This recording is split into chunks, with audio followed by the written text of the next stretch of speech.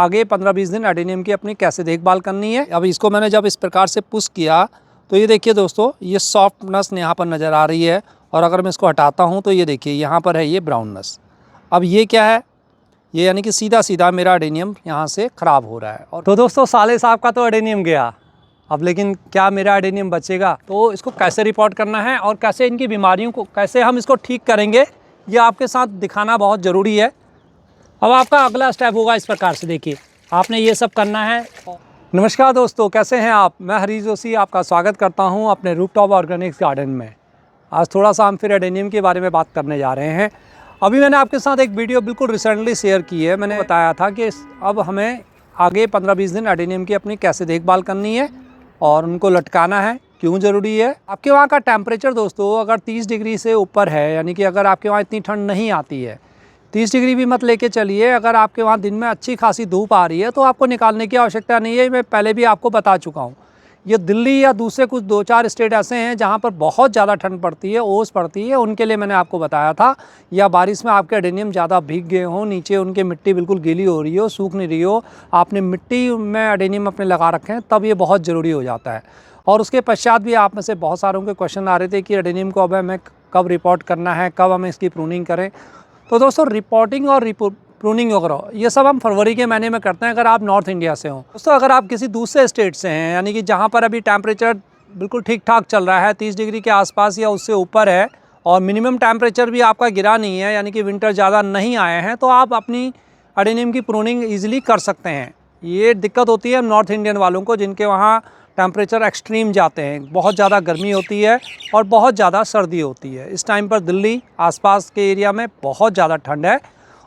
Even मैं जयपुर की आपको बता रहा था कि जयपुर में अगर आपका है तो आपको ये सब करने की आवश्यकता नहीं है, लेकिन यहाँ पर जो है एडेनियम हमें इतनी देखभाल के पश्चात भी कुछ लोगों के एडेनियम ख़राब हो जाते हैं, कुछ खास तौर पर आपने अगर उनको मिट्टी में लगा रखा है। एडेनियम एक ऐसा प्लांट है दोस्तों, इतनी सी सेप लेने में 4 से 5 साल लगा देता है। बड़ी मेहनत आप करते हैं, और एक विंटर के मौसम में अगर थोड़ा सा भी अगर हमसे देखभाल में अगर गड़बड़ होती है तो एडेनियम आपका मर जाता है।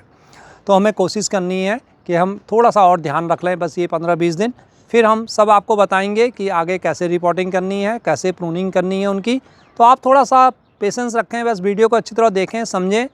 और दोस्तों चैनल को सब्सक्राइब कर लीजिए। अगर आप एडेनियम की इस प्रकार से लगातार जानकारी चाहते हैं तो समय समय पर मैं आपको सारी जानकारी देते रहता हूँ। तो ये प्लांट देख रहे हैं आप, बिल्कुल पत्तियाँ बहुत अच्छी हैं, लेकिन एडेनियम देखिए दोस्तों मैंने खुले में रखा हुआ है। अब आप यहाँ पर देखेंगे थोड़ा सा ब्राउन आपको नज़र आ रहा है। अब इसको मैंने जब इस प्रकार से पुश किया तो ये देखिए दोस्तों, ये सॉफ्टनेस यहाँ पर नज़र आ रही है। और अगर मैं इसको हटाता हूँ तो ये देखिए यहाँ पर है ये ब्राउननेस। अब ये क्या है, ये यानी कि सीधा सीधा मेरा एडेनियम यहाँ से ख़राब हो रहा है। और विंटर के अंदर अगर इस प्रकार का थोड़ा बहुत भी अगर आ जाता है ना, तो बहुत जल्दी ये हमारे पूरे एडेनियम प्लांट को ख़राब कर सकता है। ये प्लांट मेरा बहुत खूबसूरत है, हाइब्रिड फूल आते हैं इसमें, जैसे मैंने अभी आपको दिखाया। देखिए पत्तियाँ वगैरह बहुत खूबसूरत है, सब कुछ हैं। तो ये बाईशान नज़र चली गई तो ये पता लग गया, अदरवाइज़ ये प्लांट कब ख़त्म हो जाता मुझे खुद ही नहीं पता लगता। इसमें मिट्टी बिल्कुल भी नहीं है, 10% के आसपास में मिट्टी है, बाकी रेत वगैरह है, खंगर वगैरह इसमें मिला रखा है मैंने, लेकिन उसके बावजूद देखिए कहाँ से पता नहीं फंगस आ गया है। तो ये सब एडेनियम में होता रहता है। इसलिए मैं आपसे कहता हूँ कि एडेनियम को थोड़ा सा निकाला करें।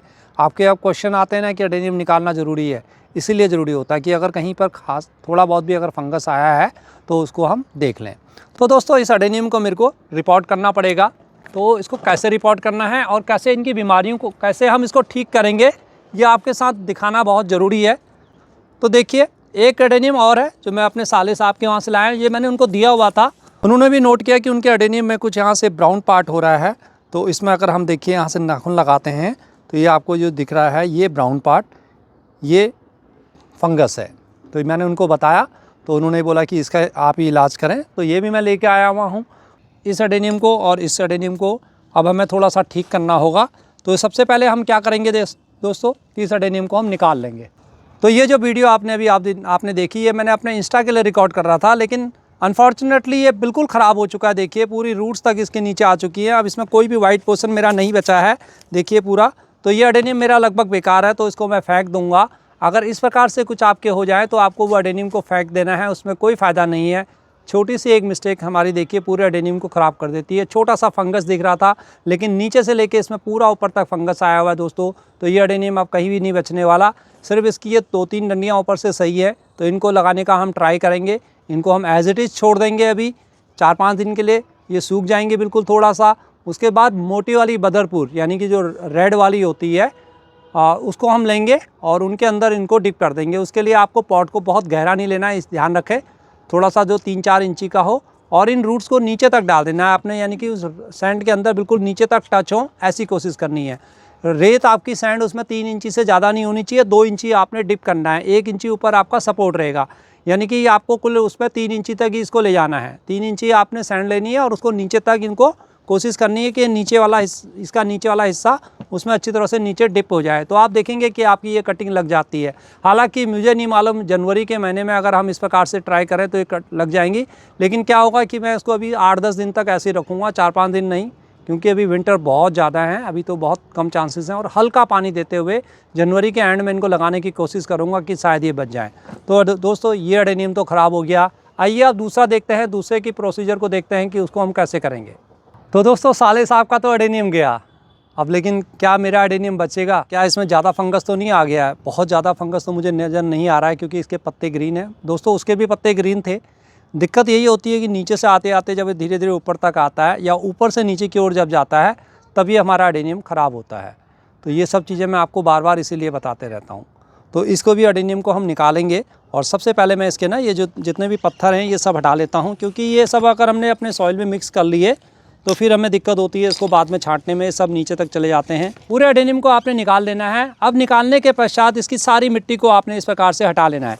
ये आपने बिल्कुल ध्यान देना है कि इसकी रूट्स में किसी प्रकार की कोई मिट्टी ना हो।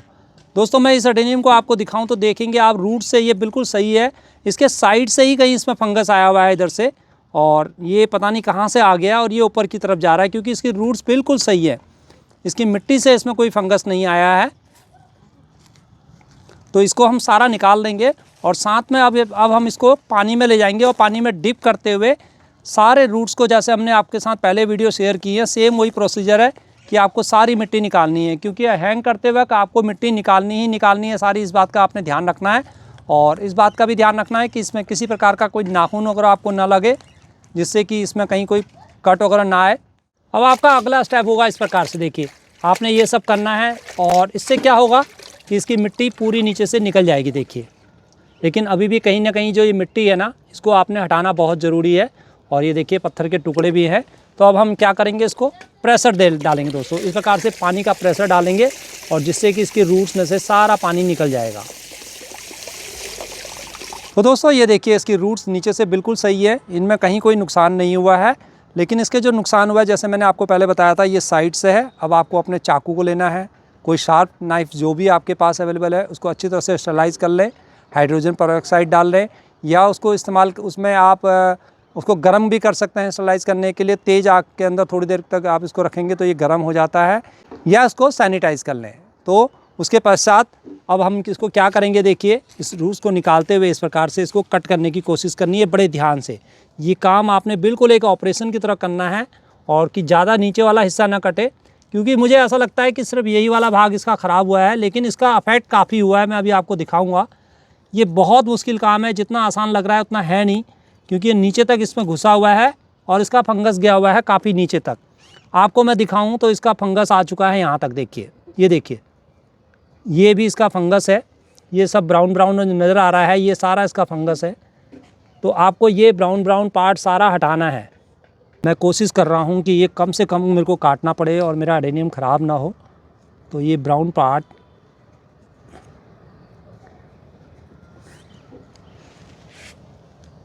बड़े ध्यान से आपको करना है। चाकू को हाथ में लेना है, चाकू को आप हाथ में अपने कट कर सकते हैं, इसलिए इसका ध्यान रखें। ये देखिए मैं निकालता हूँ। तो अब आप देखेंगे कि जो हमें छोटा छोटा पार्ट नज़र आ रहा था ना, इतना छोटा फंगस, अभी आप देखेंगे कि वो कहाँ तक हमारा बढ़ जाता है।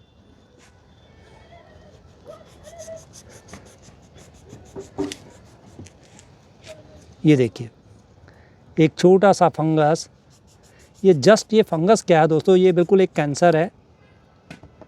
जैसे इंसान के शरीर में ये इसी प्रकार का कोई फंगस आ जाता है ना, तो वो पूरे हमारे शरीर को डैमेज कर देता है। ये सेम हिसाब इसी के साथ है, जो छोटा सा हमें नज़र आता है लेकिन होता बहुत ख़राब है, पूरे प्लांट को हमारे ख़राब करके रख देता है। अगर मैं इसको ऐसे ही छोड़ दूंगा ना तो ये क्या होगा, ये फंगस और धीरे धीरे फैलते हुए लगभग पूरे प्लांट को अपनी ग्रिप में ले लेगा और 10 से 15 दिन बाद ये पूरे प्लांट को ख़राब कर देगा। तो आपको कोशिश करनी है इसको अधिक से अधिक निकालने की। जितना ये करते जा रहा है उतना मेरा दर्द बढ़ता जा रहा है, क्योंकि लगभग मेरा एडेनियम काफ़ी ज़्यादा हिस्सा इसका ख़राब कर रहा है ये, लेकिन इसको बचाने का मेरे पास और कोई तरीका भी नहीं है।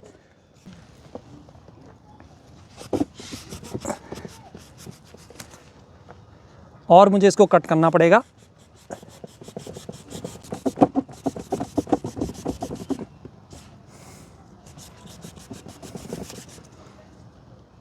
ये देखिए ऑलमोस्ट ये यहाँ तक आ चुका है, लेकिन अभी भी यहाँ पर 2-3 पार्ट हैं, ये भी मुझे अब हटाने पड़ेंगे मेरे को। तो इसको दोबारा से मैंने सैनिटाइज़ कर लेना है, जिससे कि ये मेरा फंगस और ना फैले। अब मैं इसको एक लास्ट कट और मारने की कोशिश करता हूँ, थोड़ा सा गहरा और लेंगे इस प्रकार से। ये शायद मेरा फाइनल होगा, जहाँ मेरा पूरा वाइट पोर्शन हो जाए।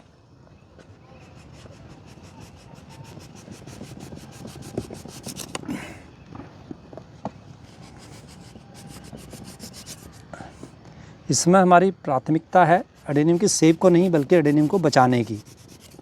ये देखिए अभी यहाँ तक ये ब्राउन कहाँ कहाँ फैल चुका है। अब इसको थोड़ा सा मेरे को गहरा काटना पड़ेगा, क्योंकि ये बिल्कुल यहाँ तक फैल गया है। और ये 2 दिन और नहीं होता ना दोस्तों, ये और शायद काफ़ी हिस्सा मेरा ख़राब हो गया होता। अब मैंने इसको थोड़ा गहरा कट मारा है, लेकिन अभी भी देखिए ये यहाँ तक भी है। यही चीज़ें हमें परफेक्शन भी बनाती हैं, परफेक्शन भी देती हैं, और आप सीखते भी ऐसे ही हैं। लेकिन ये दोस्तों, ये चाहे कितना भी ध्यान रख लो एडेनियम के साथ, ये सब चीज़ें होती ही हैं। मैं हमेशा आपको कहता हूँ कि एडेनियम एक बहुत ऐसा प्लांट है जो बिल्कुल ईजिली हो जाता है, लेकिन यहाँ पर जब होता है तब हमें बड़ा दुख होता है। लेकिन अभी ये बहुत बड़ा काम यहाँ रह गया। देखिए अब ये जो हिस्सा है, ये वाला हिस्सा, इसको काटना बहुत मुश्किल है, क्योंकि ये यहाँ पर तो चाकू इजीली लग गया। अब बड़ा मुश्किल काम है, तो मैं इसको छोटे छोटे टुकड़ों में काटूंगा। वीडियो बहुत लंबी हो जाएगी, आप बने रहिए मेरे साथ। मैं अभी आपको इसको सब करके दिखाता हूँ। देखते हैं ये कितना हमारा बचता है। कट नहीं रहा दोस्तों, तो इसका मैंने सोचा है कि एक हिस्सा ये वाला मैं पूरा उड़ाता हूँ, क्योंकि ये मेरे को लग रहा है कि ये काफ़ी अंदर तक गया हुआ है। तो इसका मेरे को लगभग ये वाला हिस्सा काफ़ी इस प्रकार से काटना पड़ेगा। देखिए ये देखिए नीचे भी ये गया हुआ है। अगर मैं इसको इस प्रकार से छोड़ दूँगा तो ये लगभग काफ़ी एडेनियम मेरा ख़राब हो जाएगा। एटलीस्ट इसका कलर भी बच जाएगा ना, तो हम इसकी ग्राफ्टिंग करते हुए हम बाद में दूसरे प्लांट इसका बना सकते हैं। दोस्तों हर साल हमारे एडेनियम थोड़ा थोड़ा इस प्रकार से 1-2 एडेनियम ज़रूर ख़राब हो जाते हैं, जबकि मैं इतनी सावधानी बरतता हूँ। अब 100 एडेनियम में से 1-2 एडेनियम मेरे इस प्रकार से जब बड़े वाले जाते हैं तो बहुत दुख होता है। और देखिए मिट्टी के अंदर से इसमें कहीं कोई फंगस नहीं आया है, ये शायद कहीं से कोई, मुझे खुद नहीं पता है कहाँ से आ गया। ये देखिए मैंने इसको पूरा इस प्रकार से हटा दिया है। अब ये लगभग मेरा यहाँ से हिस्सा साफ हो चुका है, लेकिन अभी ये वाला हिस्सा अभी भी रहता है, तो इसको मेरे को और कट करना होगा। तो देखिए मैंने इसको काफ़ी साफ़ कर लिया है, और अभी दिख जाए करके मैं इसको और पानी से साफ़ कर रहा हूँ, जिससे कि थोड़ा बहुत मिट्टी और जो है ना ये सारी इसके निकल जाए। इसका तो आज दोस्तों पूरा ऑपरेशन हो रहा है। तो अब ये मेरा एडेनियम 100% बच जाएगा, कोई दिक्कत नहीं है इसमें, लेकिन काफ़ी इसकी शेप बिगड़ गई है। थोड़ा सा दाग देखिए दोस्तों मेरे एडेनियम को, कहाँ इसमें कैसे इसकी शेप दे दी। देखिए पूरा ये ख़राब हो चुका है। तो ये देखिए ये मैंने इसमें लगाया अब एंटी फंगस पाउडर, जो ये मेरा रेडोमिल है दोस्तों। रेडोमिल एक बेस्ट फंगिसाइड है, इससे बेस्ट कोई नहीं है, और ये बहुत महंगा भी आता है थोड़ा सा, लेकिन ये सिर्फ मैंने एडेनियम के लिए ले रखा है। और ये देखिए मैंने इसमें पूरी लेप इस प्रकार से इसको कर दिया है, और अंदर भी उंगलियों से इस प्रकार से डालते हुए इसमें थोड़ा सा इस प्रकार से मैं इसमें डाल दूँगा। अभी मैं इसमें और एक काम करना है। अभी ये सब ऊपर ऊपर तो मेरा सेफ़ हो गया दोस्तों, लेकिन इसकी रूट्स में अगर कहीं कोई गड़बड़ हुई है तो उसके लिए हम क्या करेंगे। तो दोस्तों अब हमारा जो मैंने ये पानी लिया है, जैसे मैंने आपके साथ पहले भी शेयर करता रहा हूँ, इसमें मैंने रेडोमिल पाउडर डाल दिया थोड़ा सा, और ये पानी देखिए, और इसको नीचे इस प्रकार से डिप कर लूँगा। अब इसके रूट्स नीचे जहाँ कहीं कट लगा होगा तो वहाँ पर ये पानी जाएगा, और इसमें आगे फंगस आने की संभावनाएँ बहुत कम हो जाएंगी। लेकिन उसके बावजूद भी आपने इसको बीच बीच में देखते रहना है, और आप इसको मैं थोड़ी देर के लिए छोड़ भी सकता हूँ, लेकिन ज़्यादा अभी मैं इसको नहीं छोड़ रहा हूँ। तो ये देखिए अब मेरा ये एडेनियम शायद बच जाएगा, लेकिन देखिए इसकी शेप काफ़ी ख़राब हो चुकी है, लेकिन कोई बात नहीं दोस्तों, ये शेप फिर ठीक हो जाएगी। एटलीस्ट मेरे को ये एडेनियम बच जाएगा। कितना सुंदर है ये ऊपर है देखिए, लेकिन नीचे का हिस्सा काफ़ी ख़राब हो गया है। इसकी कटिंग भी बच जाएंगी, तो वो भी हम दोबारा से ग्राफ्टिंग करते हुए ऐसा ही प्लांट तैयार कर सकते हैं। तो ये सब एडेनियम के साथ होता रहता है, यही ऐसा सब कुछ चलता रहता है। बस थोड़ा सा हमें ध्यान देने की आवश्यकता होती है, और छोटी छोटी गलतियाँ हमारी कई बार में भारी पड़ जाती हैं। अब जो सबसे ज़्यादा इम्पॉर्टेंट बात वो ये है कि इसको इस प्रकार से हम लटका देंगे और इसको छोड़ देंगे हम 15 से 20 दिनों के लिए। बीच बीच में आपने इसको चेक करते रहना दोस्तों कि मेरे एडेनियम को कहीं कुछ और तो दोबारा कहीं फंगस तो नहीं बढ़ गया इसमें, क्योंकि जो एक बार बीमार है ना, तो उसकी बीमारी वो कहीं भी जा सकती है। अगर कहीं भी कुछ रह गया हो गलती से, मैंने कोशिश करी है कि इसमें से सारा फंगस हटा लूँ, लेकिन फिर भी अगर कहीं रह गया हो तो फिर दोबारा इसमें आ सकता है। तो हर 8 से 10 दिन बाद इसको चेक करते रहें। फ़िलहाल मैंने अपनी तरफ से पूरी कोशिश की है कि ये मेरा एडेनियम बच जाए। और आपको अब इस एडेनियम को भी मैं इसी प्रकार से लटका दूंगा। ये देखिए, इसको थोड़ा सा नीचे तक लटकाना है, क्योंकि ये पत्तियां ऊपर तक ऐसे जाएंगी ना, तो इसमें जो है ऊपर ठंडक रहती है, तो ये नीचे ख़राब हो सकता है। तो कोशिश करनी है कि मेरे को इसको थोड़ा सा नीचे की ओर लटकाऊँ। तो कोशिश करनी है कि मेरे को ये ऊपर तक इसको टच ना होने दूँ। तो ये देखिए, इसके साथ ऑलरेडी एक रस्सी बनी हुई है, मैं इसके साथ ही इसको लटका दूँगा। और ये बिल्कुल सेफ़ जगह है। यहाँ पर थोड़ा सा हवा ज़रूर आती है, लेकिन एडेनियम हमारा यहाँ पर पानी नहीं पड़ता है, बरसात के पानी से, ओस से, ये सब चीज़ों से आपको इसको बचाना है। और ये ऐसे ही रहेगा कुछ दिनों तक, जब तक कि हमारा टेम्परेचर लगभग 25 डिग्री 30 डिग्री के आसपास नहीं आ जाता, तब तक हमने इसको रिपोर्ट नहीं करना है। इस चीज़ का विशेष रूप से ध्यान रखें। अगर अभी हमने इसको रिपोर्ट कर दिया, तो क्योंकि अभी ना अपनी ये स्लीपिंग मोड में है, बिल्कुल डॉर्मेंसी पीरियड में है, तो हमारा एडेनियम बिल्कुल ख़राब हो जाएगा, और जो थोड़ा बहुत भी हिस्सा बचा है वो भी बिल्कुल एकदम से ख़त्म हो जाएगा। जब मैं एडेनियम को फरवरी में रिपोर्ट करूँगा, तब आपके साथ ये ज़रूर शेयर करूँगा कि देखिए एडेनियम मेरा बचा है या नहीं बचा है। अभी भी इसमें चांसेस हैं, थोड़ा सा डर है, लेकिन आई होप कि ये मेरा एडेनियम बच जाए। दोस्तों, ये सब चीज़ें होती रहती हैं, आपको बस अपना एडेनियम का ध्यान देना है।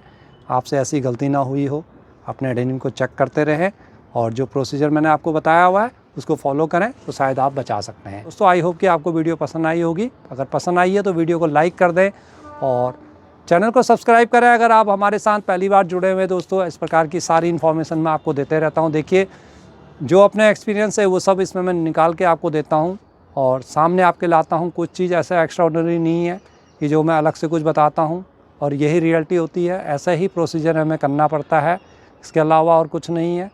फिर मिलते हैं किसी और वीडियो में, तब तक के लिए नमस्कार, बाय बाय दोस्तों।